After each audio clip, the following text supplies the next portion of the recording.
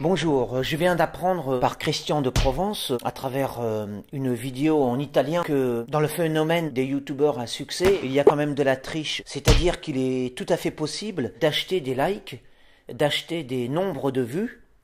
Et il paraît que certains jeunes qui ont du succès et qui font des vidéos prétendument dans leur chambre, eh bien en fait ce sont des fausses chambres et tout cela se passe dans des studios chez YouTube, dans des fausses chambres d'étudiants. Ce sont des comédiens qui sont boostés par tout le système, par toute l'usine derrière YouTube, un peu comme Hollywood en fait. Il y a tout un système derrière, un business.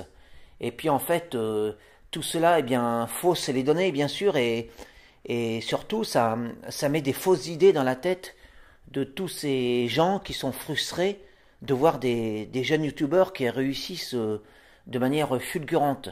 Mais en réalité, tout ça, eh bien, c'est de la triche, c'est du toc, c'est du faux. Alors ça, c'est quand même intéressant à découvrir. Alors je remercie Christian de Provence de m'avoir fait découvrir ce système que j'ignorais totalement.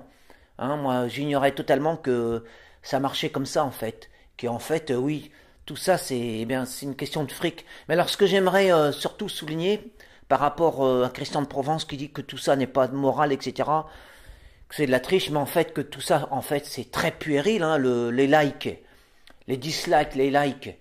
Moi, personnellement, je ne like ni ne dislike jamais. Je trouve ça totalement puéril. Ce sont des enfantillages, quoi. Pour moi, ça n'a aucune valeur. La valeur d'une vidéo n'est pas du tout liée au nombre de likes ou de dislikes. Pas du tout.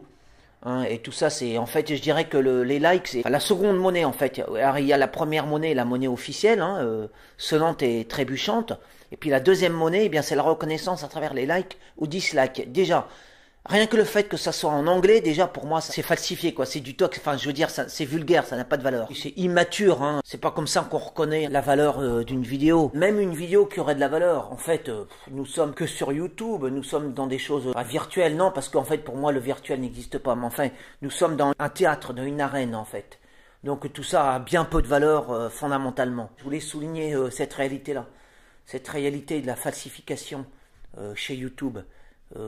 Voilà, nous sommes dans un grand théâtre, sur Internet notamment, et en particulier sur YouTube, où visiblement bien tout s'achète.